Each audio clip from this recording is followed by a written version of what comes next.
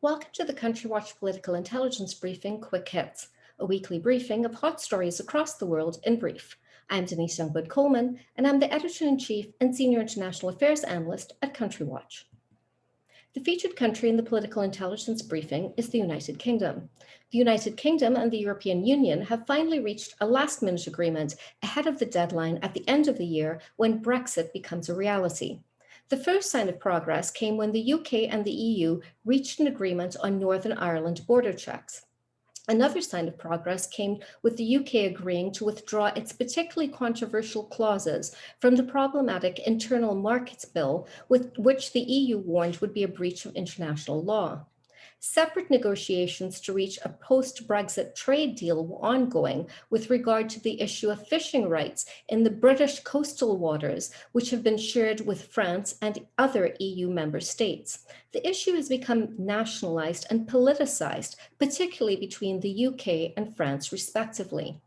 Finally, on December 24th, the UK and the EU announced that they had reached an agreement that would direct the future of their trade relationship.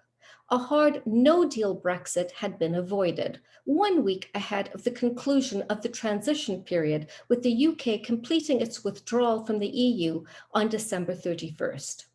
The trade agreement's basic parameters would include continued zero tariff and zero quota access for the UK to the European single market. However, it would also end free movement and reintroduced border controls between the UK and EU member states. That being said, there would be no hard border in Ireland. The fishing rights issue was resolved, albeit not without complaints from those angry that Prime Minister Boris Johnson had not secured a larger area for exclusive use by British fishermen. For his part, UK Prime Minister Johnson was taking a victory lap over Brexit. On the other side of the equation, leaders of the EU countries appeared to be enjoying a collective sigh of relief, happy that the relationship was finally over and the divorce was finalized. The reality was that the consequences for the UK businesses would be significant. While the trade deal would still allow the passage of goods without quotas or tariffs, the service sector, which accounts for 80% of the UK economy, was not included in the agreement. As such, British firms, particularly those in the financial service sector, would have to make significant adjustments to do business in the EU. Then there's the issue of Scotland. As Scotland's First Minister, Nicola Sturgeon, warned, Brexit is happening against Scotland's will. As such, it was quite likely that she would renew pressure for Scottish independence, with a referendum on Scotch exit possible. Finally, there was the question of the transatlantic relationship. UK Prime Minister Boris Johnson, as a nationalist and a populist, has enjoyed a solid relationship with his outgoing United States counterpart, also a nationalist and populist, in Donald Trump.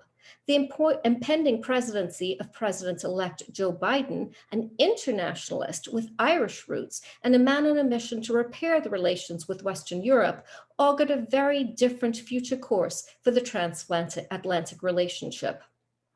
Across the Atlantic in the United States, outgoing President Donald Trump has exercised his constitutionally enshrined rights and power to issue clemency in the form of pardons. Among the most controversial pardons were of Paul Manafort and Roger Stone, who had been convicted of crimes related to Trump's own 2016 election campaign. Also controversial was Trump's pardoning of his former national security advisor, Mike Flynn, who pleaded guilty to lying to the Federal Bureau of Investigation. At least 3 Republican congressmen, Duncan Hunter, Chris Collins, and Steve Stockman, were pardoned in a raft of clemency orders for their corruption crimes.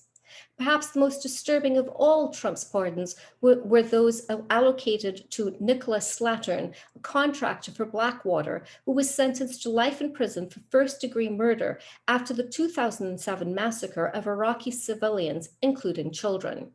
Paul Slow, Evan Liberty, and Dustin Hurd, also Blackwater contractors, were also pardoned for their manslaughter convictions in the same Nisour Square massacre in Iraq. Blackwater was founded by Trump supporter Eric Prince. Finally, on the coronavirus front, French President Emmanuel Macron has tested positive for coronavirus. He has been in self-isolation as a result. Coronavirus was also flaring across Europe, with lockdowns instituted in Germany, Italy, and the United Kingdom, where a mutated, more infectious strain of COVID-19 was raising alarm bells. In the UK and Germany, efforts were underway for mass vaccinations. Meanwhile, in Sweden, Sweden's King Carl Gustav has admitted that his country's herd immunity and anti-lockdown coronavirus strategy has failed. Coronavirus was also flaying in the Americas, with several Latin American countries hard hit, like Mexico, Brazil, Chile, and Peru. But no country leads the worst statistics more forcefully than the United States, where hospitals were overrun and there were still more than 3,000 deaths reported a day. In some good news, a coronavirus relief bill was forged in the US Congress. It could hardly be called a stimulus bill, but it still offers some small assistance to Americans in need. There was a bit of a glitch at the end when President Trump decided that the payouts to Americans were too small and the foreign aid expenditures too large, and refused to sign the legislation. However, he finally relented. As we close out the year 2020, which has been dominated by the pandemic, I would be remiss if I did not recommend that people across the world adhere to public health guidance. Avoid travel, avoid crowded gatherings, and that means even in your own homes, and wear a mask. For more political information, please read these and other stories in my weekly political intelligence briefing, and you can also read public health information in my coronavirus report. Both of these are accessible from the front page of the Countrywatch website at www.countrywatch.com. Thank you for your time. Have a great day, and remember that we live in an interconnected world.